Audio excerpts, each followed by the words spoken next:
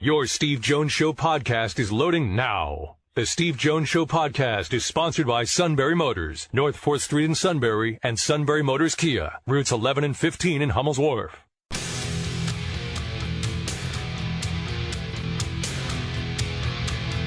This is the Steve Jones Show on News Radio 1070 WKOK. Now, from the Sunbury Motors Studio, here's Steve Jones.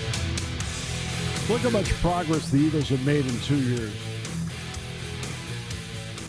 This exact same game 2 years ago, they were shut out. They scored 9 points last night. No? Not what you were looking for? I feel like they put more effort in 2 weeks ago or 2 years ago than they did last night. I think Matt's calling today, I believe. I'm sure he wants everybody fired. Oh, goodness gracious.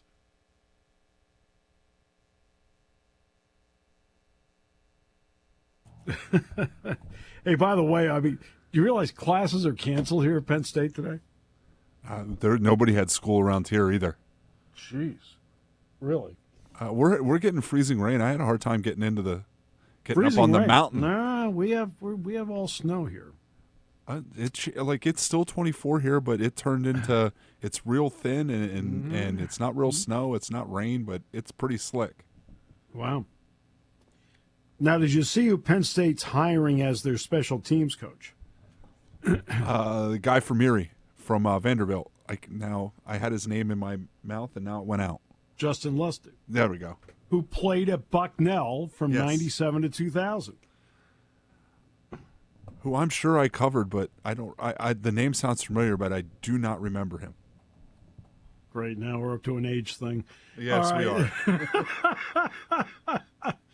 Well, the Eagles' season is mercifully over.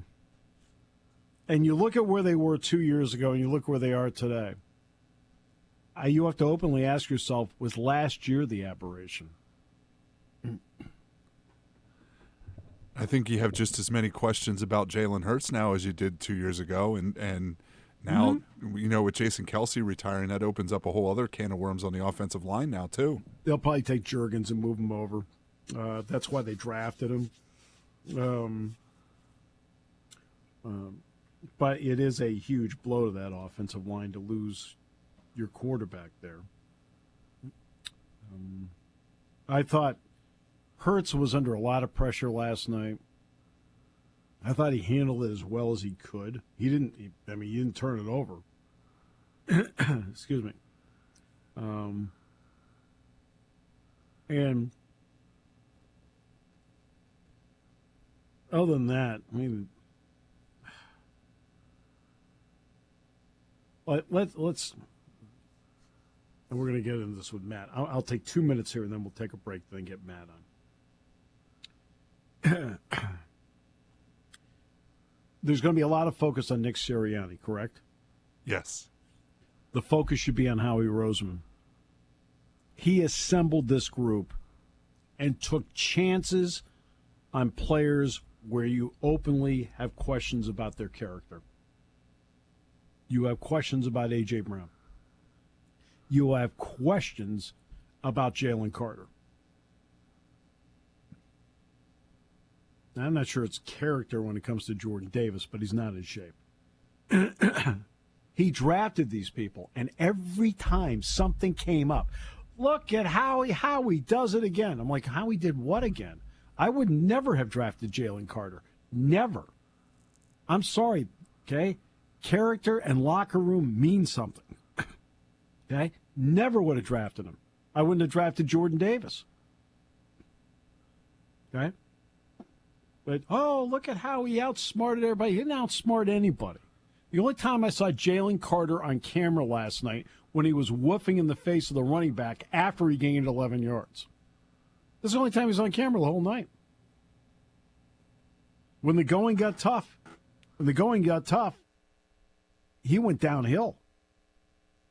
But you've got guys on this team that do not have the requisite character to get you through tough times. You don't.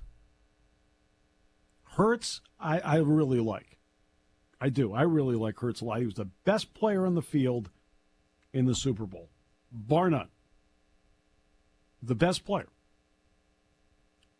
Too many problems around him maybe to overcome in this particular year, including injuries on his part, between his knee, his finger, things like that. So I'm not going to sit there and throw this at the feet of Hurts. He did not have the same year he had a year ago. A.J. Brown disappeared the last third of the season. Jalen Carter disappeared the last third of the season. You got a lot of guys that disappeared in this. Who were the best players last night? The best players last night, Fletcher Cox, veteran, been there, done that. Right? Graham, he was tremendous last night. Been there, done that. I'll say this, the kid Nolan Smith played well last night. But there's a lot of things here that just...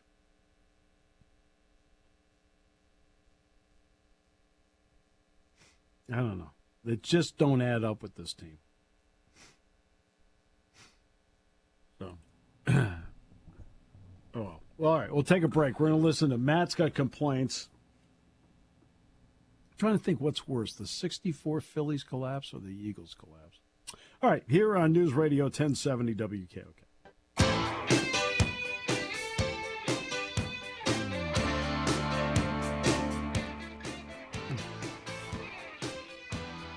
Matt's wound up and ready to go, speaking for Eagles fans everywhere. Go ahead, let her rip.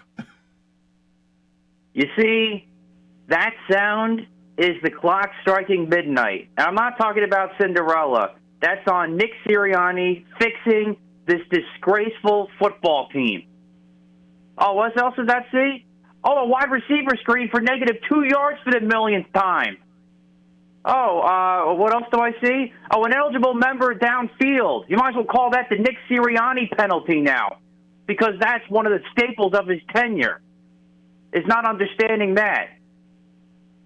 I can go on and on. Please do. As last night's game all but confirmed that everybody is finally on board with me to get rid of this guy.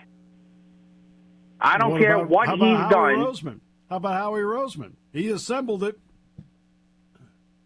I know there are people calling for his job, but I'm not ready to go there yet. Yes, he hit a lot of bad buttons this time around. I mean, from Kevin Byard, who's done next to nothing, to everything with his defense, to continually ignore that you need good linebacker play in this league. I'm not there yet, but I think if he has another year or two where this continues, then maybe we start having that conversation. But I think the way this collapse happened is squarely on the head coach and this coaching staff. Started off by making what I thought, I did say I was okay with the move, but I still thought it was a panic move when moving from Sean Desai to Matt Patricia. But at the time, we thought it was just for play calling purposes. But as the weeks went on, after the decision was made to switch play callers, but ended up being a full coordinator switch, and we heard through the grapevine that he was trying to implement new stuff, and which you just can't do at this point in December, which led to this defense looking about as bad as you can play completely. But there's the final straw that happened in Nick Sirianni in last night's game. You saw a little bit of it against the Giants, but because it happened in a playoff game, that's the final indictment. And that is there was no energy, no effort for 90% of the game last night. And everyone goes to how the Eagles need to practice tackling and this and that. This team, these guys, did not just forget how to tackle all of a sudden, because they weren't bad in the latter half of the season. You know why they haven't been tackling the last couple of weeks? You know why they didn't tackle well last night, especially James Bradbury? It's because this team quit. In the NFL, tackling is effort plays. You have to want to do it. I said this several times on X last night. You have to want to do it and be motivated to do it. If the guys don't have the motivation, you've lost the locker room, especially if it happens in a playoff game. That team quit last night. They didn't want to be out there last night, especially on the offensive side of the football. The guys who wanted to be there out last night was Devontae Smith, who I have to give a lot of credit for because I ripped him the last couple of weeks with the way of his play and his comments. He showed up last night. He was the only one on the offensive side of the ball that showed up last night.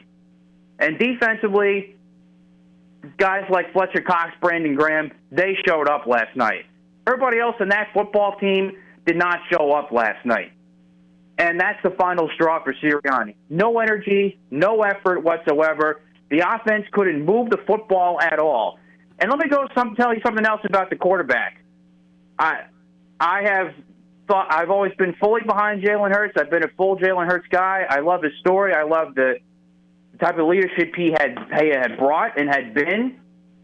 But I got to tell you, I think last night was rock bottom for him too. It's one thing to take his safety all the way back from the 14-yard line, but then it's another thing where you also are not showing 100% effort and don't block for your teammate even though he's making a horrendous play regardless. But if he makes that block, maybe Kenny Gainwell turns that into something and then he's not set up to take a horrendous safety that basically finished off the game for the Bucs last night. He didn't make the block. I know you're a quarterback, you're hurt, you're not supposed to necessarily block there, but guess what? When you're down in a playoff game, you need a play made. Sometimes you got to go the extra mile. And guess what? Jalen Hurts did that last night. And you know what? That was very, very disappointing to me. Because here's a guy who's always been a coach's son and been a team guy and this and that. He didn't show that last night. And I think that's also a little concerning going forward and why I definitely think you need to have a new voice in there. And I think what's part of that reason is that Jalen Hurts, and you saw the report from Tim McManus of ESPN that he didn't like the way the offense was going. You can play well in it, but you also need to be convicted in it as well and show that. And you haven't seen that at all from Jalen Hurts the last several weeks especially, and you really didn't see it last night. So while I'm going to criticize him big time on the effort part, and I think he needs to look himself in the mirror a little bit, it still circles back to the head coach and Nick Sirianni, who needs to go. This locker room needs a new voice. I don't care what happened last year. I don't care how unusual it is. You know what? The Eagles put themselves in that situation because of one man, Nick Sirianni. If it's an unusual situation, it's because something unusual happened that shouldn't happen coming off a Super Bowl, win or lose. No coach should ever lose the locker room a year after they get to the Super Bowl, whether you win or lose it. But the way this happened with Nick Sirianni, then yes, he deserves to be fired. Here's your pink slip, Nick. Go somewhere else. It's time to bring somebody else in here to the Philadelphia Eagles. Oh, you're done? Okay.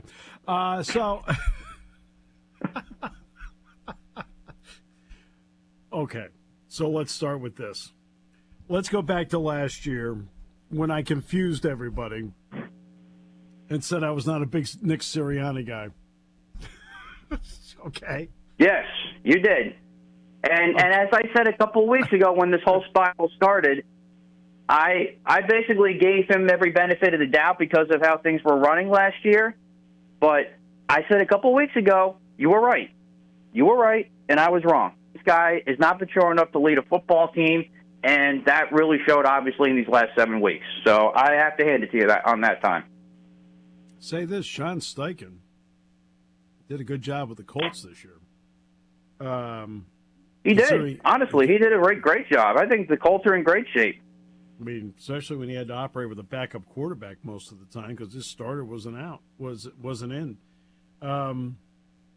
Look, the Eagles.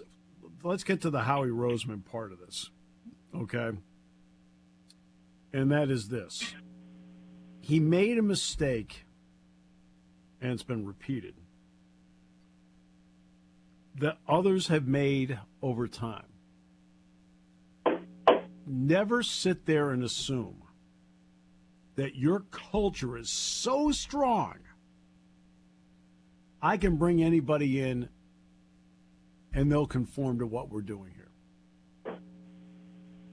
And he made that mistake. He brought in people that have had problems in the past. And guess what? They're some of the guys creating the problems. Again, there's something about talent and there's something about character in the combination of the two that's dynamic. When you have great character to go with talent, and by the way, it sounds like Jalen Hurts has a lot of that, to be honest with you. Okay? Jalen Hurts sounds like I still think he does, but I'm just saying he didn't show it last night. He's got talent and character across the board. But there are other guys, right? Okay, which one of the two of us was against drafting Jalen Carter? We were both against Jalen Carter. I was against Jalen Carter being drafted by this team. Like, what? Yeah, I was too. You and I were split on Jordan Davis, but we were both single-handedly against Jalen Carter. No question about that. I'm sorry. I can't have what happened in January. Okay? I can't have that in my locker room as a first-round pick. I can't. 8 other teams sat back and had a higher standard than the Philadelphia Eagles. Okay? You have to have standards.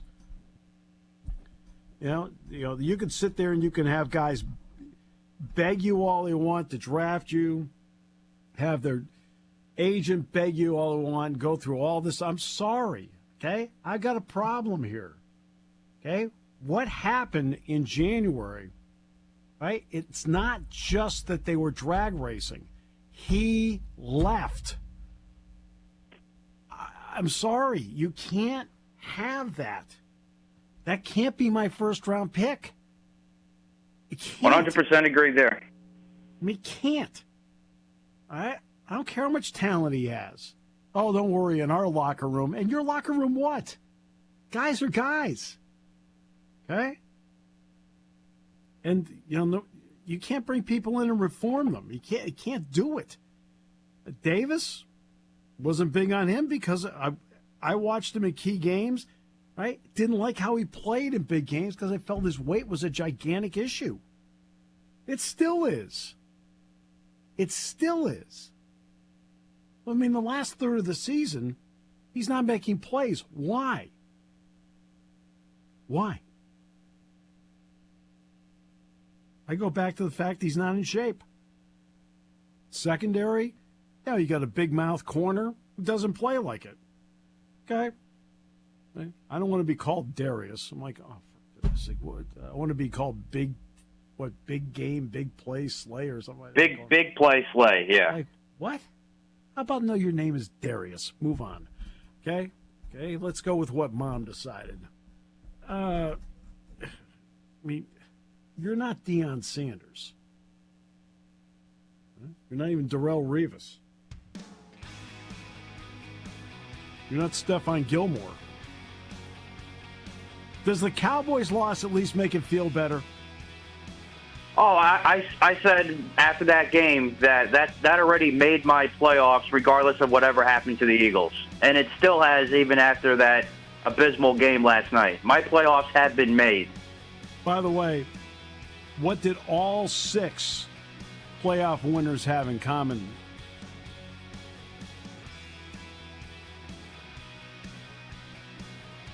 They all scored first and played with the lead.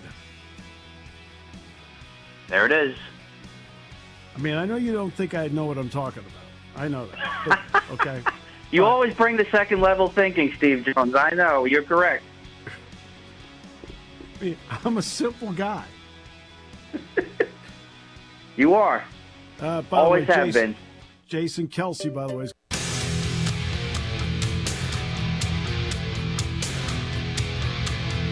This is the Steve Jones Show on News Radio 1070 WKOK. Now, from the Sunbury Motors Studio, here's Steve Jones. Sunbury Motors, 4th Street in Sunbury. Sunbury Motors Kia, routes 11 and 15 in Hummel's Wharf, and online at sunburymotors.com. Ford, Kia, Hyundai, best in new inventory, great pre-owned inventory with the Sunbury Motors guarantee.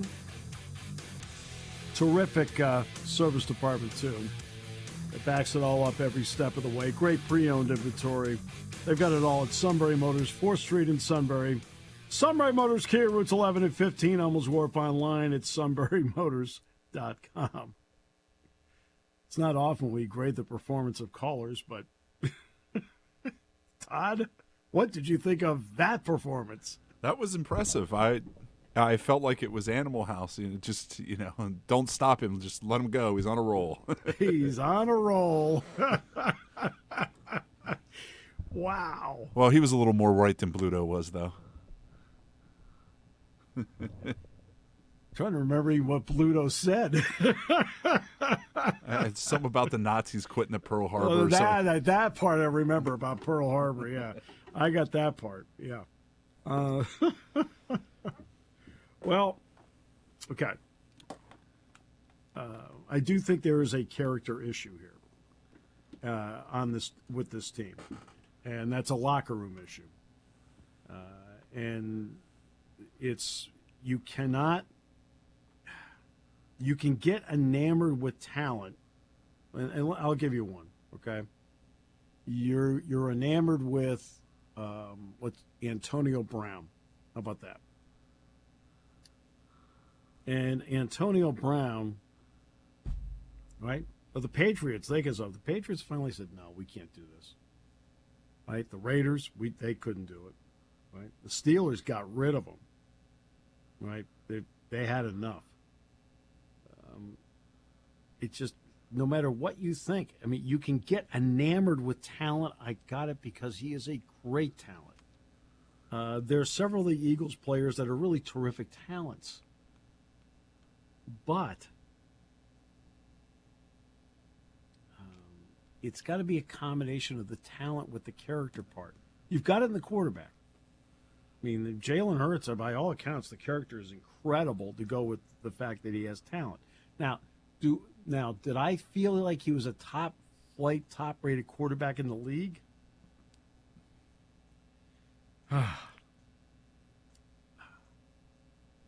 You watch him last year and you felt like he was. But I really felt I needed to see this year to confirm it. And I'm still not quite there yet. I mean, I didn't 2 years ago. Would they go down? What were they? 1-3 down the stretch. He was starting. That sound right? It sounds right. Yeah, but played better. Was it 3 years? I guess it was 3 years ago. He was that. Then they got to the playoffs and they lost to Tampa in the first round. Was it 35-0? Some number like that. Okay. I was like, okay. But he had a good season. All right, he had a good season. Not a great season, but he had a good season. Last year he had a phenomenal season. But my question is, in order to be great, you have to stack those, and he didn't stack it. He didn't stack a great season with another great season. He had a decent season, a good season, but not a great season.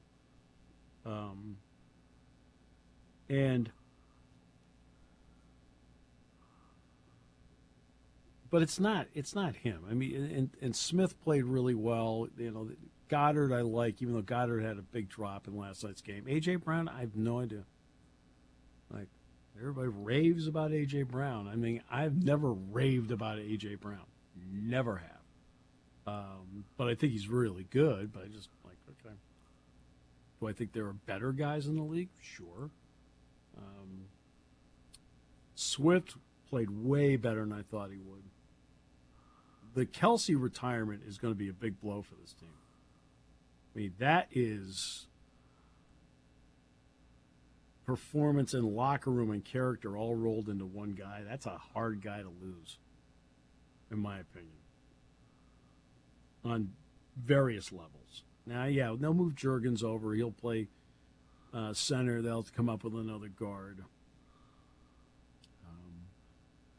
And then defensively, what do you do with Graham? What do you do with Cox? They were two of the better players in the field for Philadelphia last night. I thought Nolan Smith played well last night. He played well. I mean, I know they didn't have a lot of him during the season, but they spotted him, and he got pressure and was quick off the edge. They've got to do something with the secondary. I don't know what can do with that, but they're going to have to do something with it.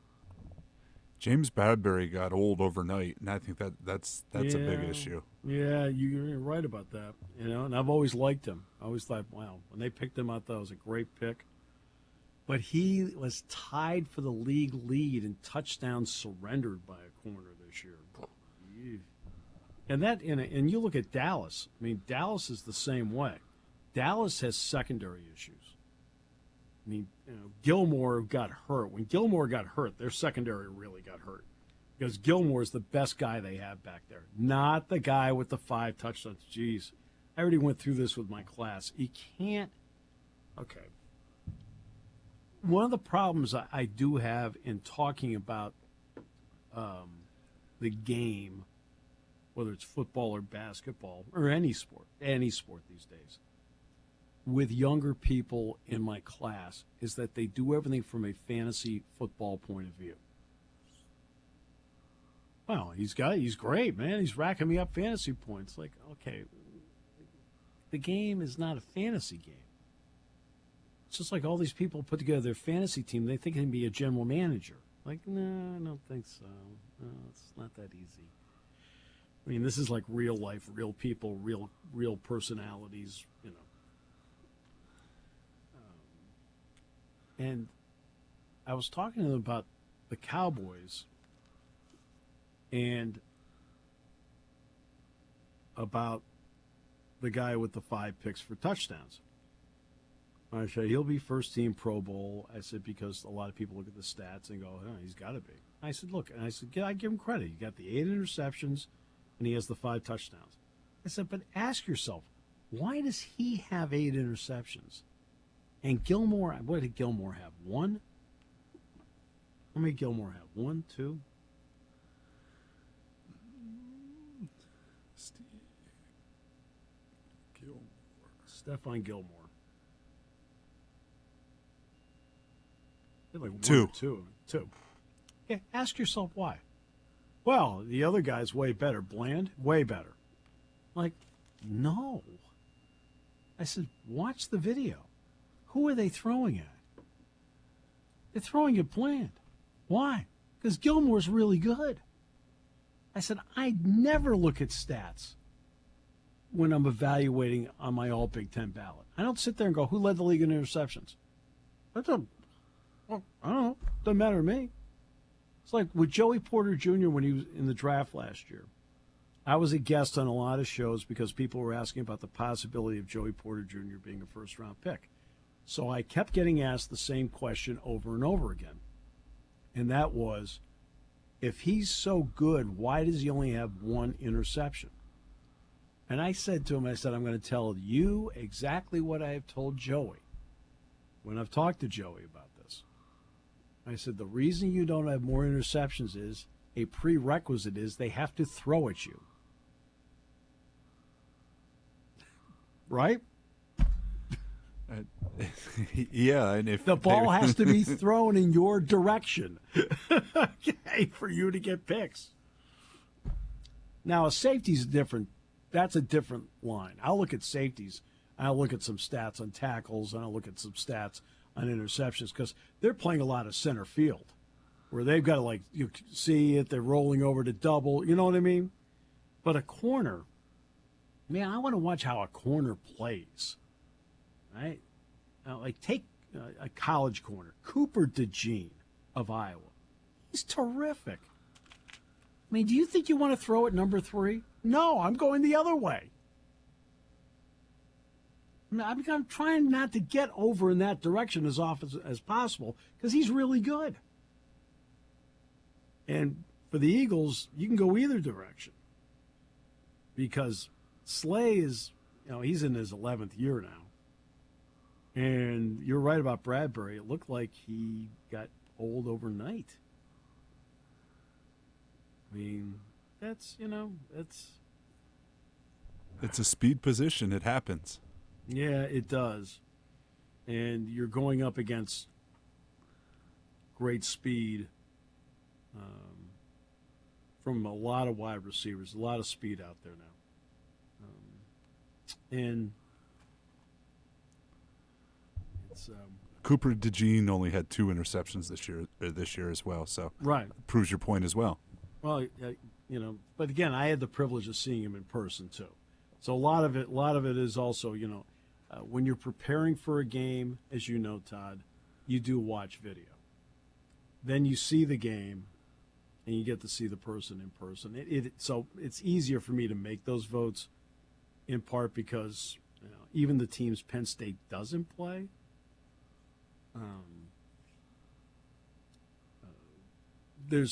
you're watching, like, for example, X team playing Nebraska. Well, I got a chance to watch some of the Nebraska guys play. You know what I mean? Because I watched the video. So you try to, get a good feel for people before you vote yay or nay on them. And I don't go with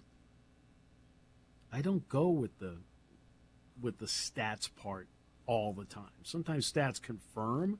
And I will say this about the Big Ten. They do a great job internally. We get an internal stat package on votes. Well, we've got everything. I mean, it really is impressive. And you sit there and go, okay.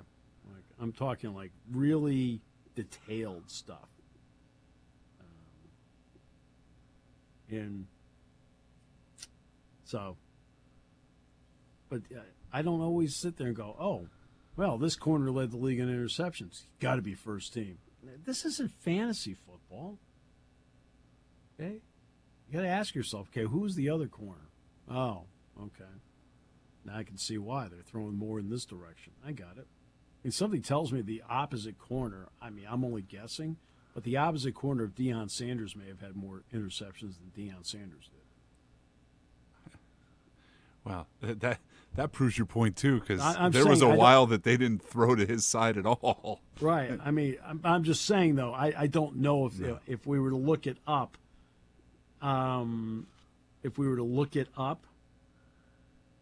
that might be a possibility. How about that? All right. So,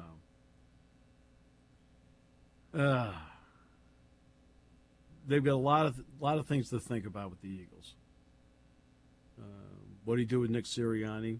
What do you do with Howie Roseman? I mean, like I said, he assembled the team, and I think he got too clever for his own good, because I think he thought he could draft a couple of guys, and with us, they'll be fine.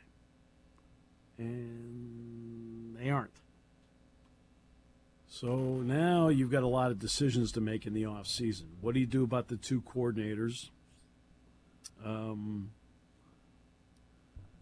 What do you do about the head coach?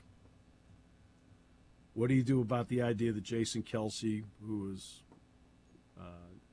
phenomenal, what a great, great, great career. He will eventually be in the Hall of Fame. I know you're all like, he's going to be a first ballot Hall of Famer. No, he won't. Not even close. It's going to take a while. And the reason is this. It is not that Jason Kelsey's not a Hall of Famer. He is. But when you can only vote for 5 guys, it sometimes takes a while for you to weed your way from top 15 to top 10 to get into that 5. That's the only reason why he won't be a first ballot Hall of Famer, okay? He'll eventually get there. It's just, it may take some ballots, all right? Only because of the process. I mean, they can only elect 5 guys. Well, there are a lot of guys that are on the list. I mean, look at this year's list. I mean, look at this year's Hall of Fame list. And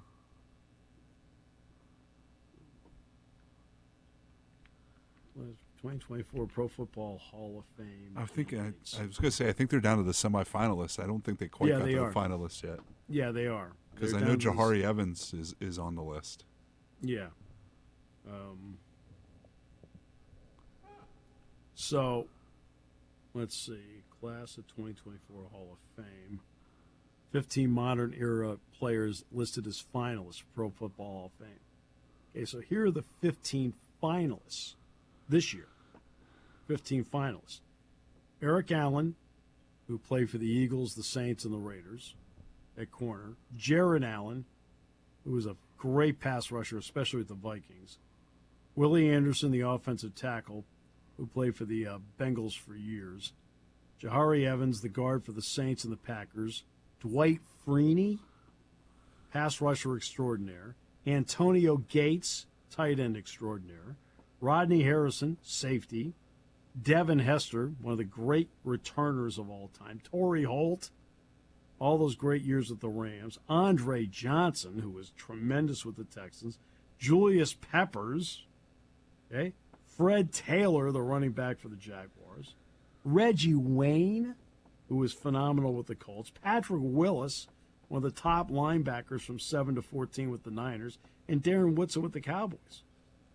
You got to pick 5 out of that group. You got to pick 5 out of that group. I mean, Jared Allen's a finalist for the 4th time. Willie Anderson, 3rd time. Freeney, 2nd time. Hester, 3rd time. Holt, 5th time. Johnson, 3rd time. Reggie Wayne, 5th time. Patrick Willis, 3rd. And Darren Willis, 2nd. Okay? Right now, you've got, okay, in years of eligibility, Gates and Peppers are the first year of eligibility. Okay? Evans and Freeney are in their 2nd. Eric Allen's in his 18th year of eligibility. It's the first time he's been on the ballot as a finalist, but he's in his 18th year of eligibility. Darren Woodson, 16th. Holton is 10th. Fred Taylor's in his 9th. Reggie Wayne and Patrick Willis are in their 5th year of eligibility. See, it just takes a while to get there because they can only pick 5 guys. And that's my point. It just takes a long time for these sometimes to work your way up through, you know what I mean, to get to the top of the list. So Kelsey's going to get there. It's just a question of when, that's all. Just a question of when. Julius Peppers. Career high 19 points against Penn State in the 2nd round of the NCAA tournament at the Superdome in New Orleans. Penn State went to the Sweet 16. So, yes, I did call a Julius Peppers game in my career. It just wasn't football. I think people forget how good of a college basketball player he was, Tony Gonzalez was. He was really good. Oh, Tony Gonzalez. Penn State played in the Jimmy V Classic at the Meadowlands against Cal, and he was a part of that team. So, Antonio Gates was at Kent State. He didn't play football at Kent State. He played basketball. So, yeah, I've seen a lot of guys play basketball against Penn State. Ended up being really good tight ends in the NFL. We'll come back with more in a moment here on News Radio 1070 WKOK.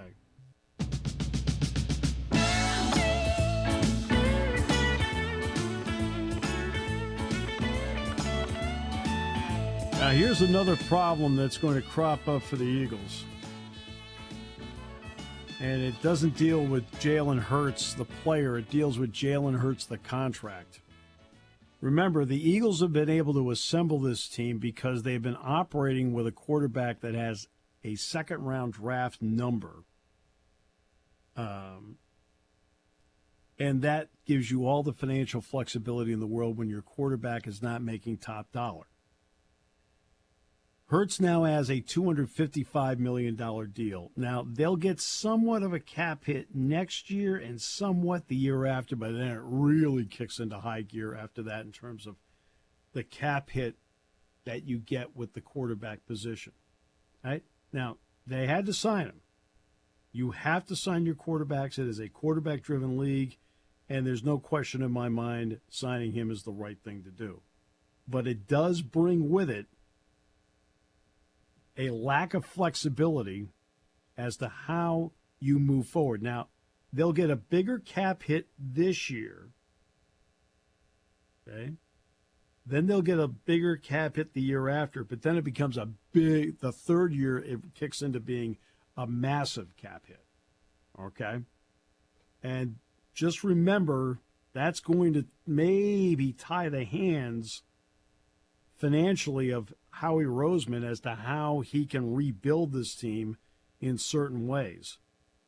because you have to pay your quarterback.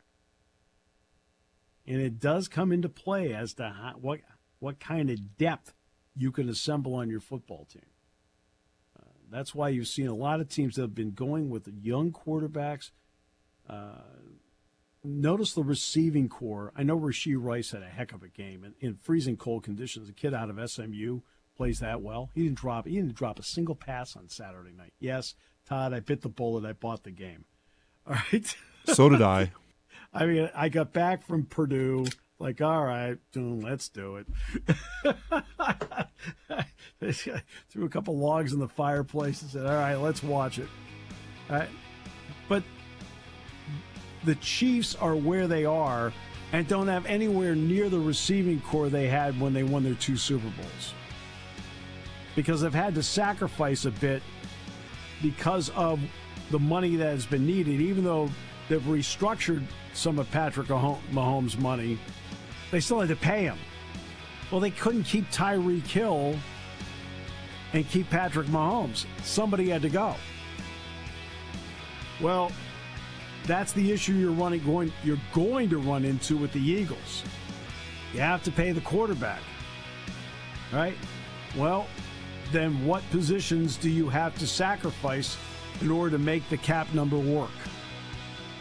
When you have a second-round pick as your quarterback, or in Russell Wilson's case, a third-round pick, you have a lot of flexibility.